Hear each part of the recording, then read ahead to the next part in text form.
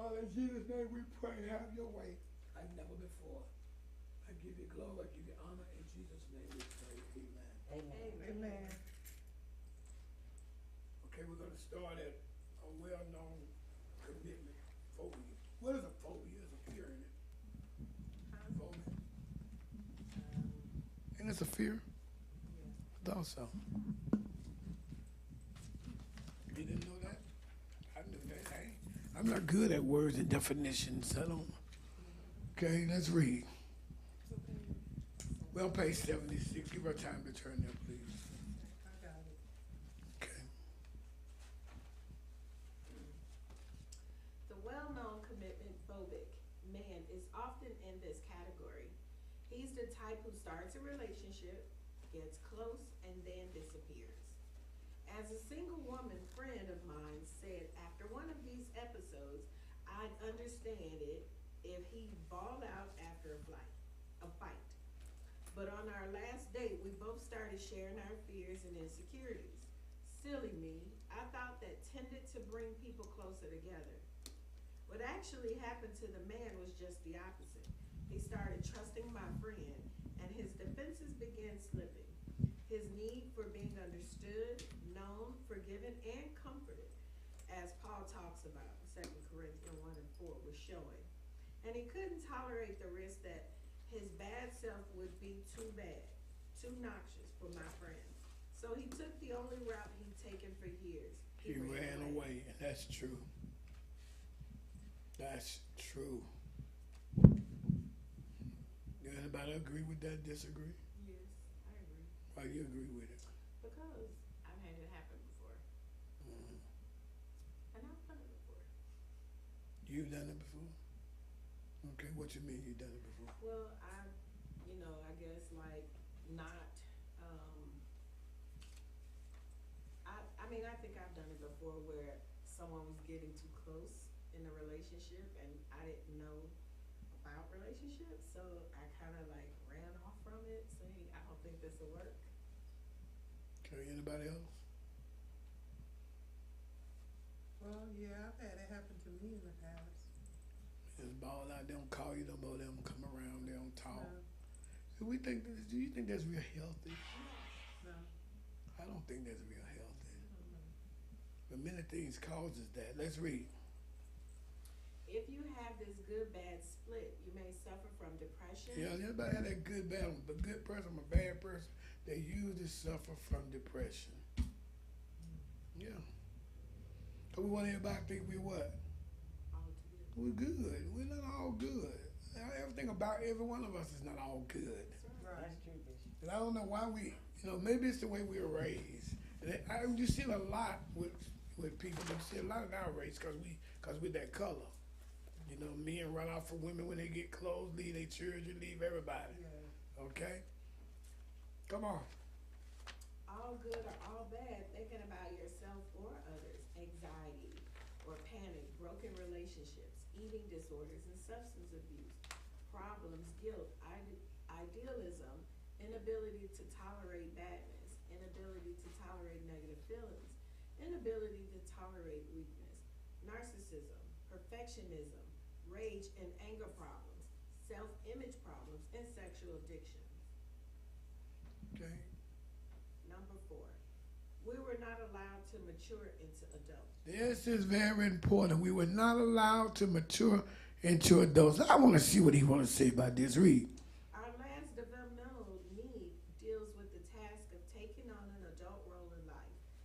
It is moving from the child's one-down position to the equal and mutual position of being a grown-up. All of us start off life as an untrained, immature infant. Yes, we do. Come on. We have unformed values, gifts, and talents, emotions, and potentials. The primary job of parenting is to help us mature these confusing mass of thoughts and feelings into an adult who is able to function independently.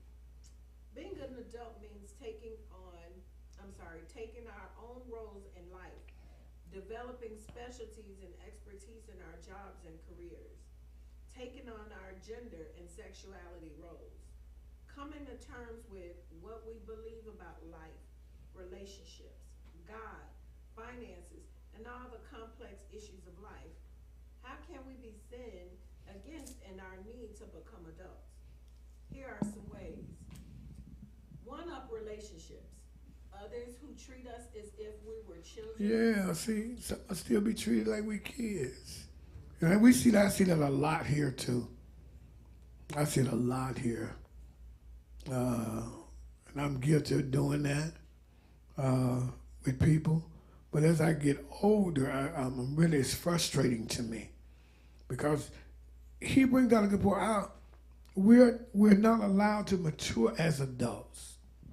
As we grow up, we really, to be honest with you, even now, some of us are not. Some of us have a hard time making decisions. Let's talk about that. Come on. One down relationships. Others who treat us as if we're parents. Yeah, see, sometimes people treat us like we're parents.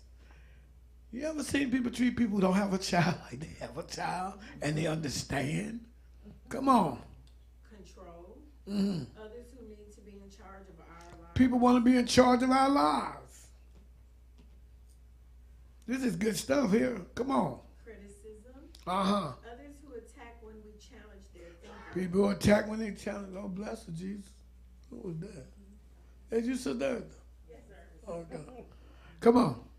When our emerging adultness is disrupted, we encounter breakdowns in functioning. Okay, let me ask you this. What do we consider being an adult?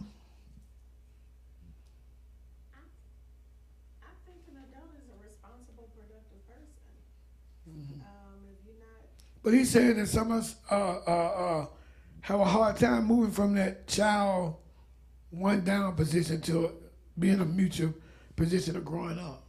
Do you think they've been babied though? I mean, like, so it goes back into these one-up relationships, you know, where you see parents treating their kids that's 30 like they 10 or in a relationship. Like they 49 and they, you know, there's this one guy that I used to work with.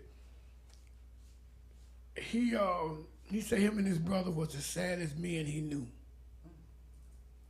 He said because he was 49 and his brother was 51 and they was still staying with his mom and dad.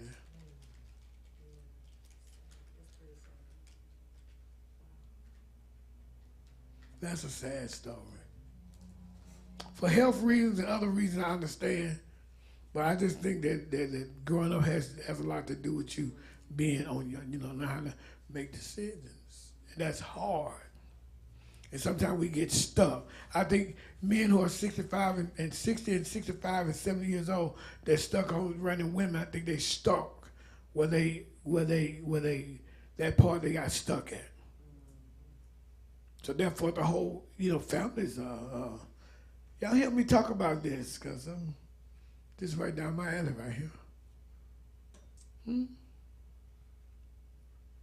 It's like it's hard to move on. See, here's the thing in the black race, and I'm going to say the black race. This is what we don't do like the other races. They let their people go. They don't care if you got to run away and live on the street. They really don't. But black folks are different. We're real different at that. And that kind of makes me glad I grew up like I did, because I couldn't, you know, I had to learn how to do some things myself. You know, y'all help me with this, because I'm wrestling with this one. Well, Bishop, I think even like sometimes you'll see women that only have boys, and maybe they raised them by themselves, but a lot of times they take on the role as doing everything for these boys. So when they get to a certain age, they don't know how to do nothing. I mean, for instance, like if you got a son and he's 50 years old and he can't even boil an egg because all the time you've been doing everything for them, don't know how to pay the bills, will pay the bills but don't know how to pay the bills because the mother haven't cut the apron string. They're still trying to make them be their son instead of showing them how to be a man. Well, a woman can't show a guy how to be a man. See, my mama raised two boys, but one thing about it, we had people in the neighborhood. I had band directors and coaches and stuff that pulled into my life. Along with I had a couple of uncles, but a lot of times they have a hard time cutting loose. But then you got to look at the background of that. I know one girl. She sleeps with her baby on her chest, her boy, and he's like 2 or 3 years old now. That's not good. My wife's boss wife breastfed until her little boy got 4 years old. She whip it out in the mall. So that was the time when they could just, she'd be sitting right there in the mall, let him just, So then she making him perverted. But then I was reading, I read a lot by John Safford. He's a good therapist. And he said what happens is that a lot of times if the woman has lost the man in her life, she tends to take that on to the boy. So the boy becomes, in reality, the man that she lost. Now that's heavy. See what I'm saying? Because it's a warmness. He brought it out real good. He said, she allows him to sleep with her. I know some people allow their child to jump in the bed with them when they're 14, 15 years old. That's how we get perverse. See? But I think there's a time you got to learn how to, in the Jewish custom, they call it wing them. And they know how to wing them. Okay? A girl gets to be a woman through a woman. With the help of her dad is showing her how to do what? Loving her to show her how to love a man. A boy gets his love from a mama. See? So it's crazy the way it is, but a lot of people do that. Come on. What? I was just gonna say, it's not only just on the men, but it's women too. I see where the moms raise the girls and they don't cut them off. They still doing everything. Yeah, they do that too because they don't want to be lonely. Right. Or they feel like, let's say for instance, all my mama kids were grown, but we were grown. See what I'm saying? It wasn't like you running there. Only somebody was like that, like my baby sister. And she really tried to tear away from it. Okay, my baby sister, when she was at the house before she got married, my mama cooked for her. She can call and say, will you make some greens today? My mama make the greens, that kind of stuff, all that kind of stuff. Okay, but then there's certain things she did not teach her. See? And my sister probably cried out more for her dad, because my mom was always there. It's like we have this attachment that we need to learn how to deal with it. And we don't know how to deal with it. And that's both male and female. We don't know how to deal with it. You keep getting them in trouble. My cousin, they kept getting her out of trouble. Every time she got in trouble, they go get her out. And then when somebody tell them about it, and I see that a lot in my church, that's why I probably preach about it.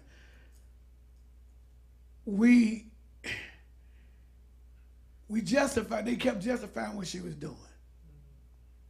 But in turn, it hurt them. It hurt her, but it hurt them too. So my uncle could not understand when she killed his sister that they got out of jail. Yeah. And I think it's something that we feel like, you understand what I'm saying? Yeah. Anybody want, Sister, do you got nothing to say on that? Well, yeah, I have several things. Yeah. I grew up in the country, so it was different. When you were 18, it was expected for you, if you were not going to college, like, it was expected for you to leave home, like, to be on your own. And like I said, I remember people, like, having stories of at their graduation, they got a bus ticket and a bag of chicken. You had to go. So, but I think what happened was the way we grew up, the time we grew up in, the time that our parents grew up in, that in some ways, I think, because I know some of my brothers are guilty of that, that they tried to provide so much for their children, so they wouldn't have to go through what they went through until they, they didn't, I don't think they could see like what they were really creating.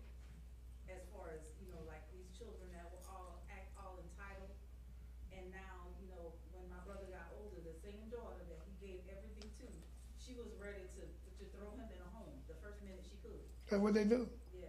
Listen to this. Wise discipline imparts wisdom.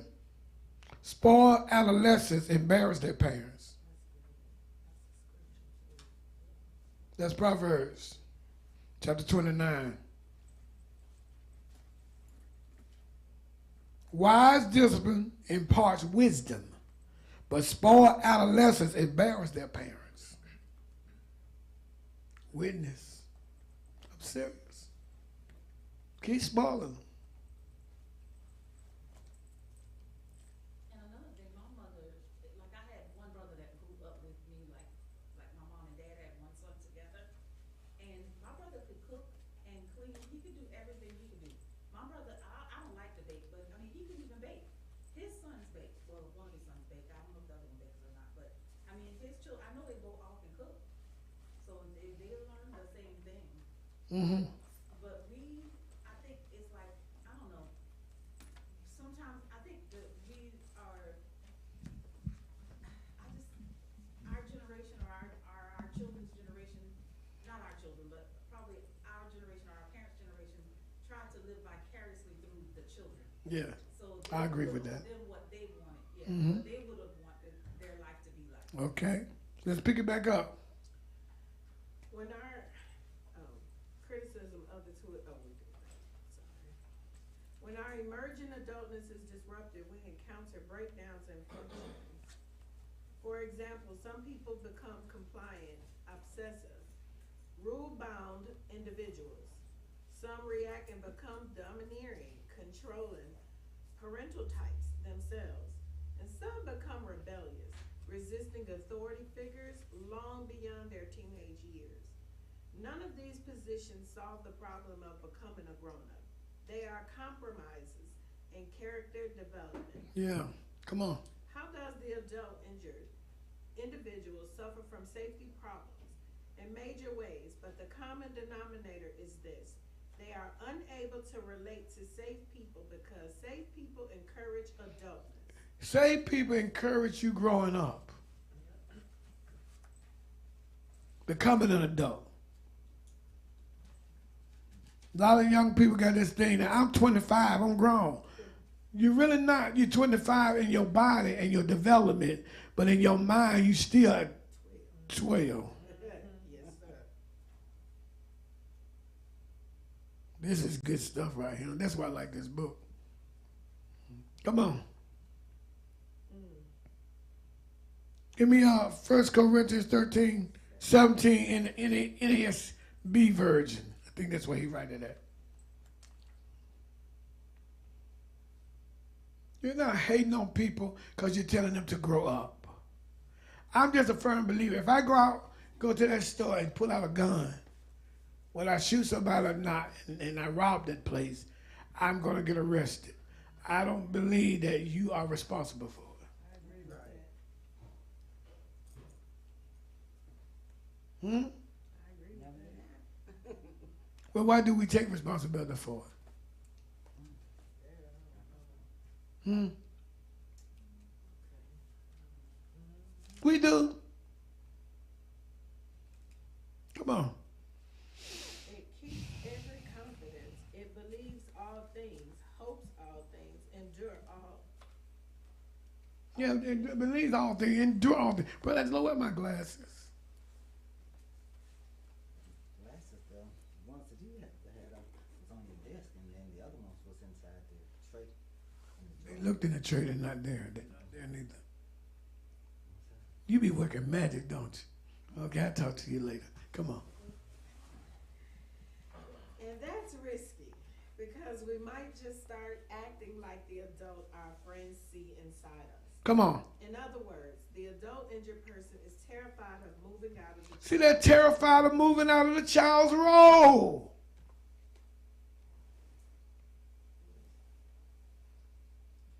Come on.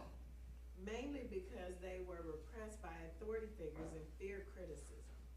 Even though they resent authority, they are afraid of challenging it. And safe relationships create the possibility of a frightening power shift and subsequent conflict.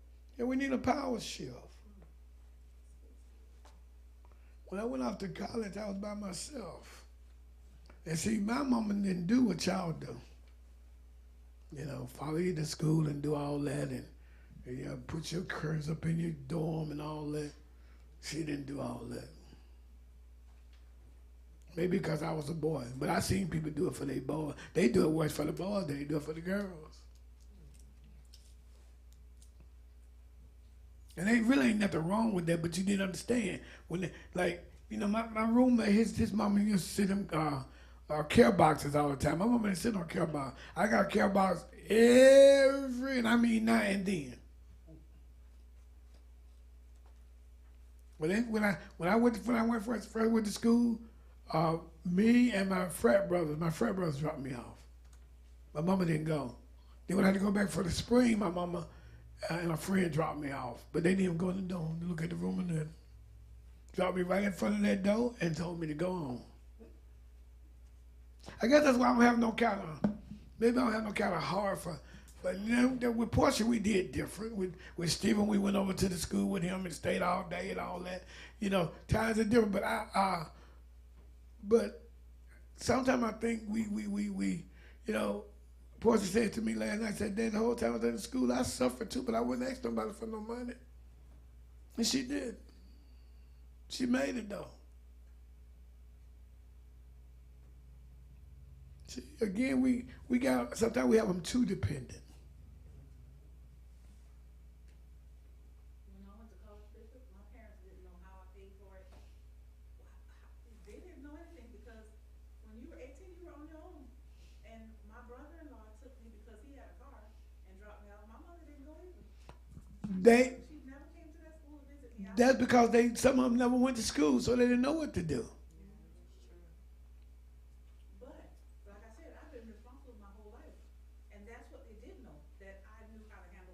Yeah, some people not like that. Some of us still got to take 40 and 50-year-old people tell them what to do.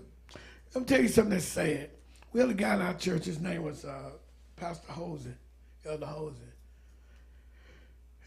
Him and his wife both gone to be with the Lord. But when he died, his wife didn't even know how to drive a car. She didn't know how to write a check. She didn't know how to do none of that. Because he was old school. He believed that the woman should, and they had quite a few kids, that she should stay at home and take care of the kids. But she never went to the bank. She never did know. Her kids, when he died, her kids had to show her how to write a check.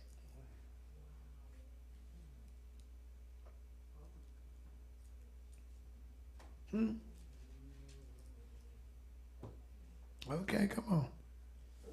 Bruce, a friend of mine, was part of a successful family business. The operation had been started by his father many years ago, and now he and his brother were the heirs apparent. The family members worked well together, and the work progressed smoothly. That is, until Bruce's father would subtly put Bruce's ideas down in public and in private. When Bruce, who was quite bright, would generate a new direction for the firm, his father would smile knowingly and actually pat him on the head in a patronizing fashion. This communicated to everyone that Dad still saw his 34-year-old son as a little boy.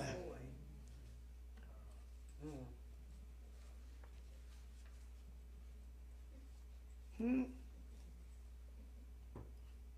parents do that. Come on.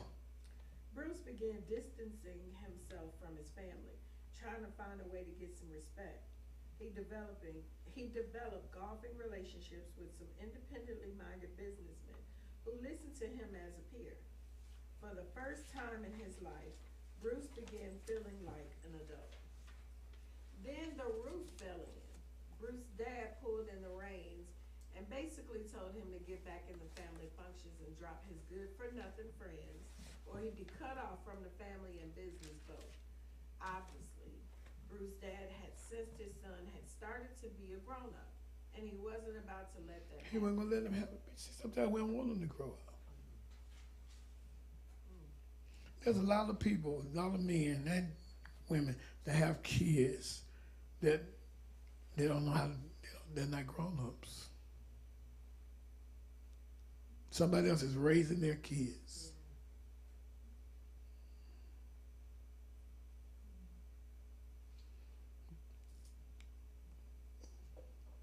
Let's read. Sadly enough, it didn't happen. The ultimatum was too soon for Bruce to use his support system to become an adult. So Bruce gave in. He stopped seeing his buddies, She stopped hanging out with his buddies.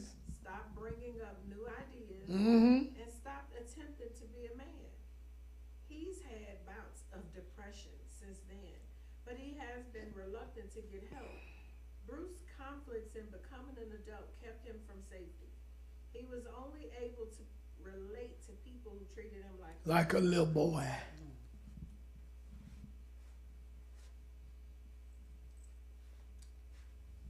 Let's read. As with the other three areas of development. Bishop, can I ask a question? Do you think that can even go the same for like people that go to jail and then they keep going? Is it something like that too as well? Like they become creatures of, well, they keep going back and forth to jail even though they know how the Sometimes that's a family curse. But then sometimes they go because they can't support themselves. See? And and then it's funny because sometimes outside they have people that support them, but they adapt that lifestyle. Right, that's what I was wondering. Yeah, they adapt that lifestyle. Some of them are not comfortable being out of jail. No, they're not. But a lot of that comes from what lack of training with authority too. They're rebellious. Come on.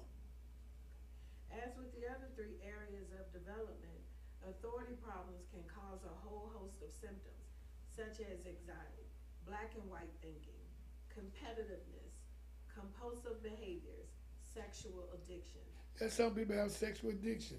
Now we'll treat you if you got a drug addiction. We're gonna talk to you with a sexual addiction. Why? Because most times you don't know they have it. Give me another reason. Y'all talk. I heard there, yeah. What else? Two people don't like to talk about sex. Black folks and church folks. Serious. That's why when our loved ones come to us and they do this exotic stuff, we lose it. We really do. This lady told me that she found out her husband was into pornography. Okay? She said they was married for 13 years. She said at the third year she stopped sleeping with him because she caught him looking at pornography and she didn't believe grown men did that. I looked at her like she was crazy. Because I don't believe she was telling the truth. I just believe she didn't want to own up he was doing that. Because I had a boss at Provisions, her name was Patty. Her husband literally had stacks of Playboy magazines right there in the corner. And she was okay with it. Then I know another lady who gave her husband $300 every pay period out of his money so he can go to the strip club. But it's something with us. And I want to talk about that. Why? Why?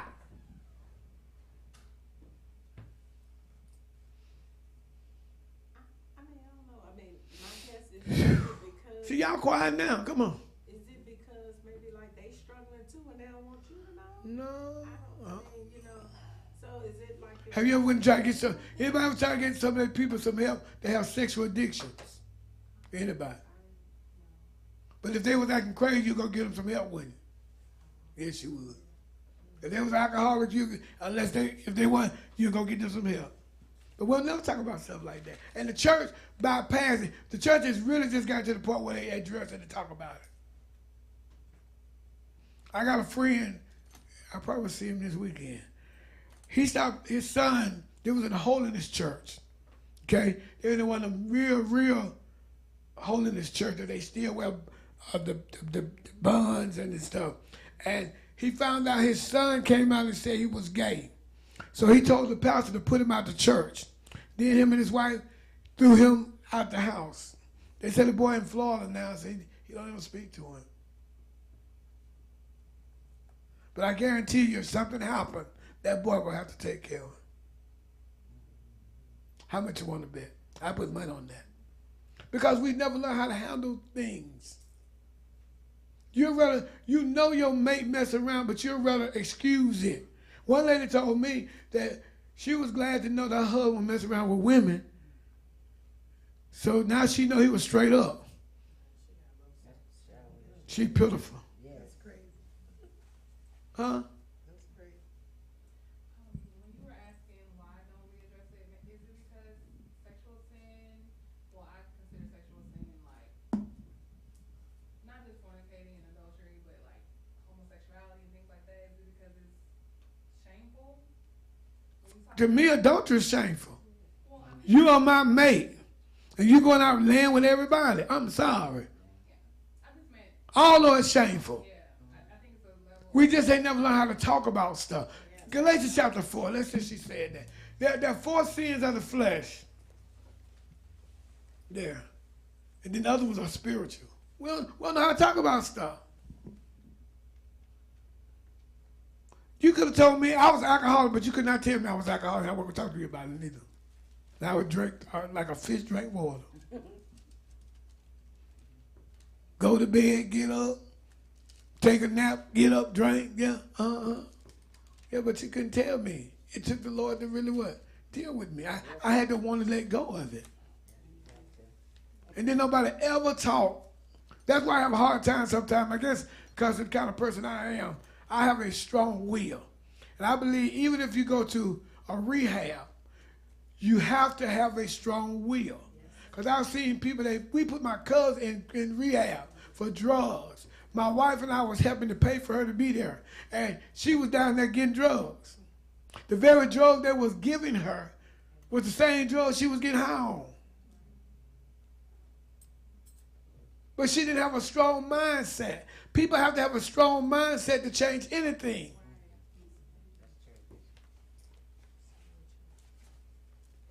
Anybody disagree with that? You gonna throw them over you gonna throw him in whatever. If he don't have a mindset to change, he's not gonna change. I'm working on a message I got today called "You Gotta Want To." I can want it all day for you, but if you don't want it, read Galatians 5:16 through 21. Read. This I say then, walk in the Spirit, and ye shall not fulfill the lust of the flesh. Yeah, see that? For the flesh lusts against The the flesh Spirit, lusts against the and spirit, the Spirit against the flesh. and the flesh against the spirit. That's a warfare.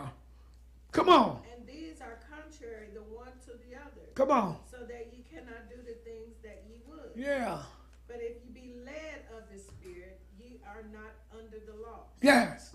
Now the works of the flesh are manifest, The works of the flesh are manifest. which are these: What is the first 4 stuff you do with your body? adultery, Adultery, fornication, fornication. uncleanliness, Uncleanness is that stuff we do, that it falls up under that homosexuality and all that oral sex, that now preachers are preaching to folks to do. I'm serious. When I was in Birmingham, the preacher was on the pulpit, on the radio telephone. You got to please your wife. And they found scripture to do it. They used Songs of Solomon and the juices.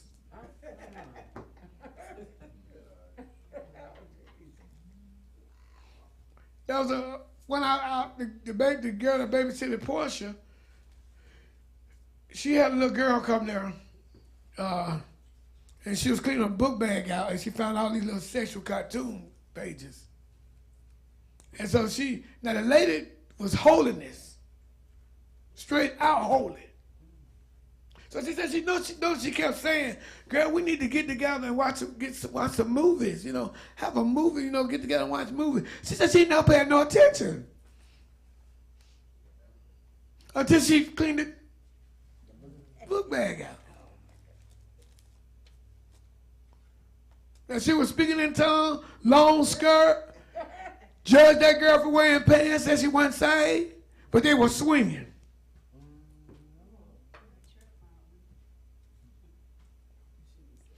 But we want to address it, will we? We want to address it.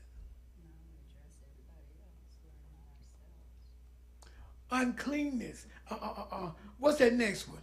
Lasciviousness. That's lust out of control. That's where you see people wanting little children, wanting little girls, wanting little boys. That's where you see people doing all that other stuff, laying with beasts.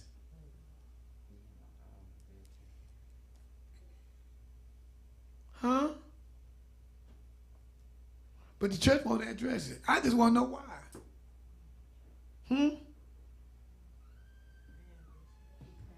Then we frown up.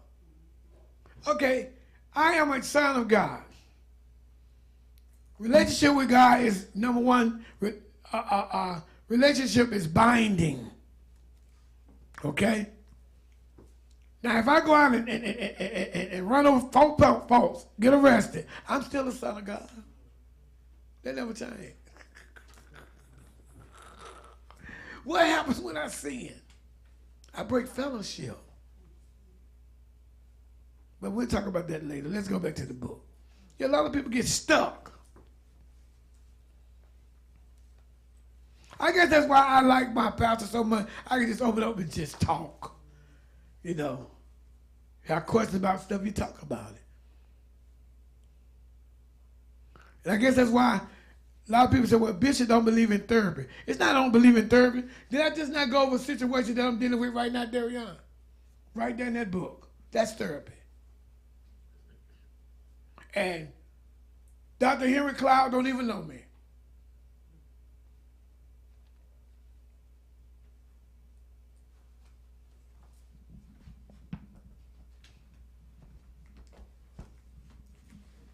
Had a situation, I was doing something last night, and I was on my way going to do it, and the Holy Spirit said, call your pastor. I was real frustrated. So I told him, I said, this is what's going on, blah, blah, blah, blah. He said, call me back and let me know what's going on. Okay. On my way head where I was going, I called him back because I got an answer. This is what he told me. Get in your car, turn back around, and go home.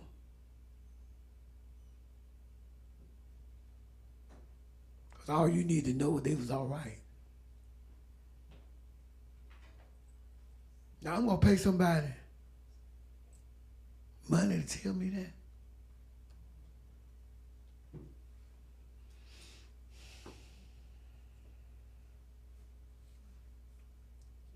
I'm not against therapy. I do counseling myself for people. But I look a lot into the book, though. That's different. I cut myself up. My mic is gone now. My mic gone now. The red light on. Let me see the battery. I got it. What did he start this chapter out with? This session out with? Well, we were not allowed to mature. We were not allowed to be adults. We went into adulthood and not knowing how to be adults. Some things happen in our life pushed us in there.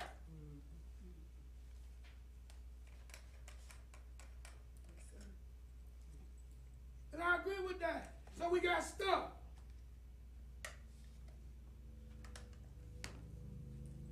Okay, let's pick it back up. Where we at, Sam? Substance abuse problems, Yeah. dependency, Oh, Lord. depression, Oh. fears of disapproval, Uh-huh. fears of failure, feelings of This is all the stuff we don't talk about.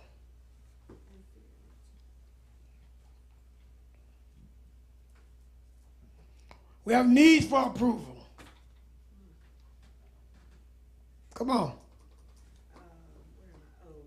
feelings of, what is that? Superiority. Yeah, inferiority. What that mean? That we're not capable of doing. Who had that kind of problem? Moses. He said, Lord, I stutter.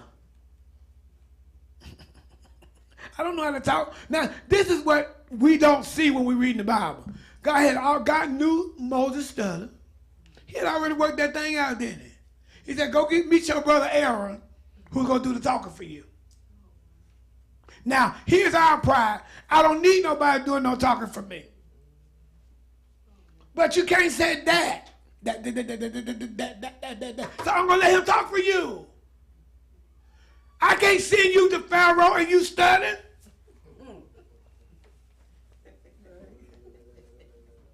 Come on.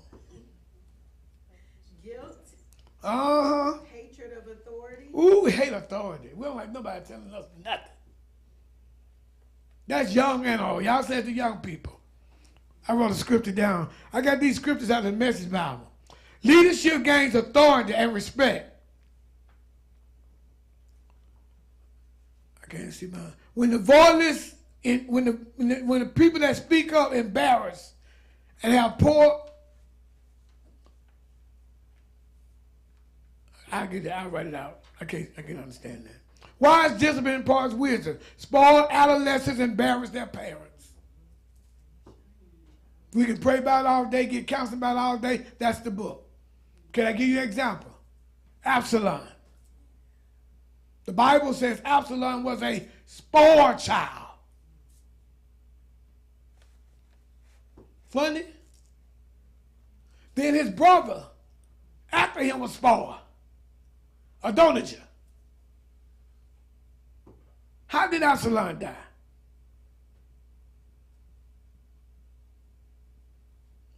How did Absalom die? David's servant killed him. He killed him. David told him not to kill him, but he did that anyway. See? But what we do in society, we justify people who are when the voiceless poorly are treated what? Fairly. See? We tell them, oh, just all right, speak your piece. We'll tell them to humble themselves. I got a script on that one too. Pride lands you flat on your face. Humility prepares you for honor.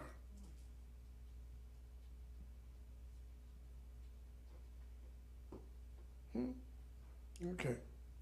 Let's go back to the book. Did we read where it said where it said romanticization of childhood? Yeah. They date now they date 11 years old like they 25. He 14 buying her a promise ring. Then when he finds out her body is changing, her mind is changing, she's changing, then he kill her. Because he got his emotions in there. I had a friend of mine, she's a sweet girl, and her boyfriend told her, if I can't help you, nobody will. She was on her way to school one day, she was in college, and he jumped in the back seat of her friend's car and shot her in the back of her head.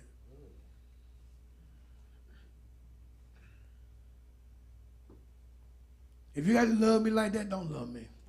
I'm sorry. I know death do us part, but let it be marriage. And even the marriage don't do that, okay? Let's read. What else? Impulse problems. Yeah, we do things on impulse. Come on. Some of us just need approval. I found out a secret to marriage. Married people are two young people, children that's trying to have their way. Most of the time. Most of the time they are. And you have to learn marriage is about dying to each other. How can I see how strong you are if I don't die to where I think I'm strong at? Or let my pride kick in because I don't want you to, oh, come on. Judgmentalism. Yes. Loss of power. Need for permission. You always got to have, come on, read. No equality between people. Rage or passive aggressive behavior. Parenting others. Sexual dysfunction. Yeah. And you can't do that. My wife was not my mother. But most boys that's been mothered so much, they look for a mother and a wife.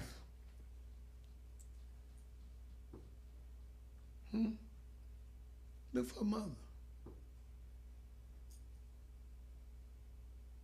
My wife told me many times, stay out of Macy's. Where I go to most now?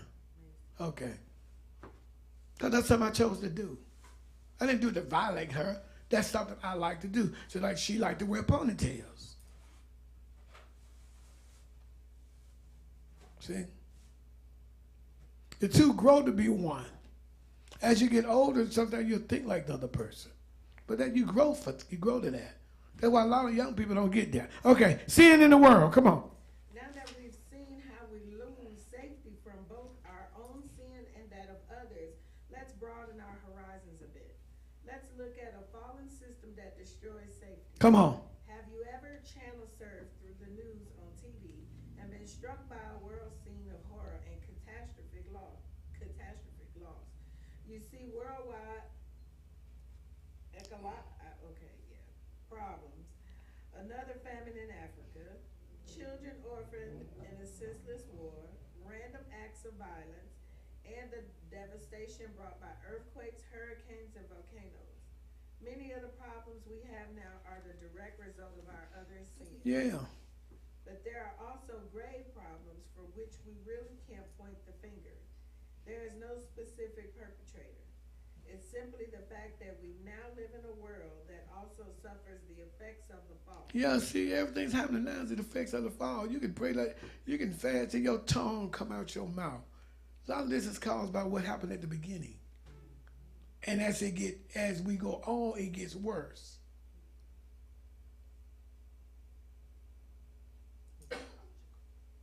I was at the mall yesterday. I left the mall it had to be about 5:30. I was at Discovery Mill. 8 o'clock, a boy got shot and killed in the parking lot.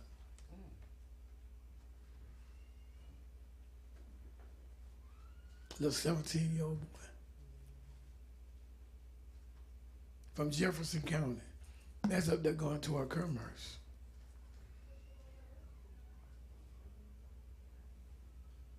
People come up missing every day. All that's why we don't see it is the effect from the fall. Huh? Why? Y'all answer that for me. Why? Adam left us with a curse. And we're going to be down till Jesus come back. Read. Bad things happen. Yeah, bad things happen to everybody. Come on. Planes crash for no reason. Oh, Jesus. That's why I ain't went to California yet. I thought about how they be acting on the plane when it was talking about Hawaii. And I said, no, I'm finna get on there and they jump on me. You know, people be fighting on the planes and stuff. Folks get up there, get mad because they get mad because they can't sit by the window. And I was just getting to enjoy flying to the pandemic. Can't cough. You can't even cough in the store. For real. And it's sad to say, we the ones look at each other most. They don't pay you no attention. They really don't. They'll sneeze, snot, and be walking right past you.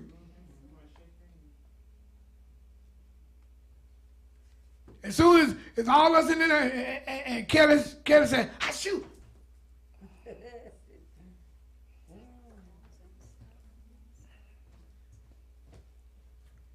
I'll kill it.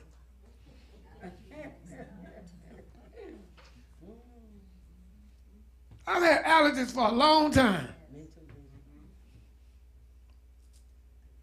That's why I had a hard time with some of the stuff that was going on. Because at nighttime now, see, I know where my sneezing and coughing come from most of the time. I sleep with a ceiling fan over me. I got up this morning, I was stopped up. See? Now, if I got real sick, I'll go to the doctor, but I have to be the guy that got real sick. Okay? Read. Good people can't have children. Yeah, good people who, listen, this woman married this man to give him a family to have children. She can't have none. And Joanne, all you got to do is look at her. She get pregnant. Then some of them mess up earlier in their life where they can't give their husband children. Or he can't give her children. There was a couple in my church tried to have kids. They couldn't have kids. And then we prophesied, we prayed. I went to the hospital with them. She was doing all this stuff that you do, and she couldn't have one. But her husband had one. Sometimes that's why I be telling folks, I'm going to tell you, I'm glad that this thing like this, we get stuck. Okay? I'm telling you how we get stuck. Sometimes you use yourself up before it's time for you to get your mate. I think me and my wife had our children at the right time. I really do. Just that I was just fortunate. I think we, and then to me, I think most of us little guys don't know what we doing.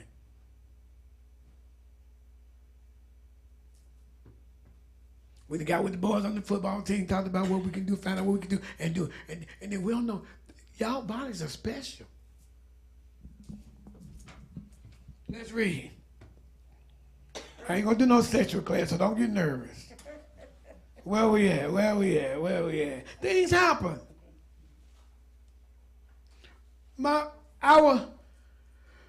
Our best friends in the church could have kids.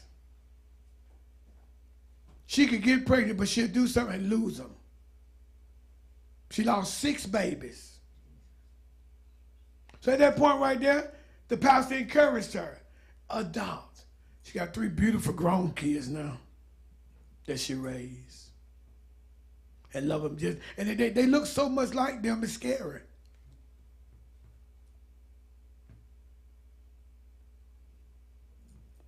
See? But they were married. And it's sad because everybody was having children in the church that was married. And they could have one. I mean, one Sunday she came to church, she didn't know she was pregnant. And she out there running after the kids and tripped and fell and had a miscarriage. But as crazy as she acted, she told me, she said, Steve, I lost them. I couldn't have no kids, but look what God blessed me with. The first girl she had a stroke when she was a baby. That little girl doing real good in Decatur, Georgia now. And graduated from college. Her baby son that got married a real wealthy girl. Family was a country in Alabama. Now, other son, he going through transition. But they all grown. She raised them.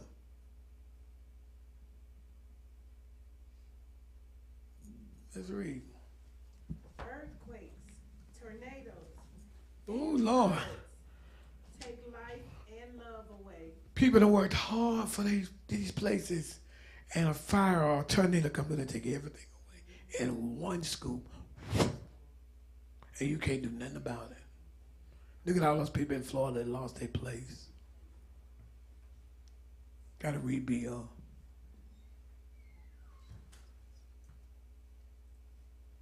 Come on. Creation itself is in great pain. See, creation is in great pain. It grows. So why you think you ain't going to be in pain?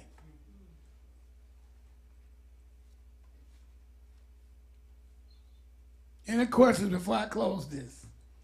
This is a good, y'all need to go back and read. We are not allowed to mature into adults.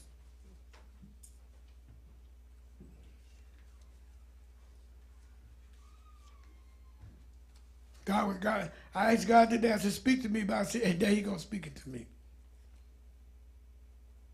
Right there. God bless you. I love you.